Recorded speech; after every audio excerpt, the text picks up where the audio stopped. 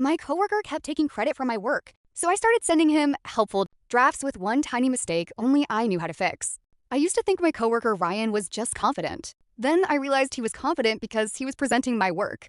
Every Monday, I'd send him my part of our marketing reports because we were collaborating. And every Wednesday, he'd sit in the meeting, click through the slides, and say things like, "So what I found was, not we, I." The first time, I let it go. The second time, I corrected him gently. The third time, my manager praised him for a strategy I had stayed up until midnight building. So I stopped arguing. Instead, I started being helpful.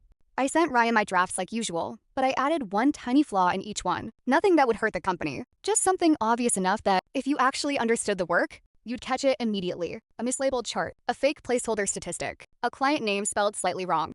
Then I kept the correct version saved in my folder. 2 weeks later, Ryan walked into the biggest presentation of the quarter, with my entire deck under his name. He was smiling like he'd invented marketing.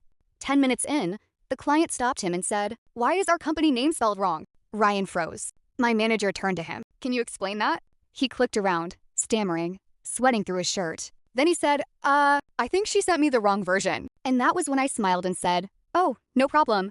I have the final version I made yesterday." The room went silent. After the meeting, my manager asked to see the file history. Ryan didn't get fired. He got something worse. He got assigned to support me on every project after that. And now every time he presents, he has to start with, "This was led by her."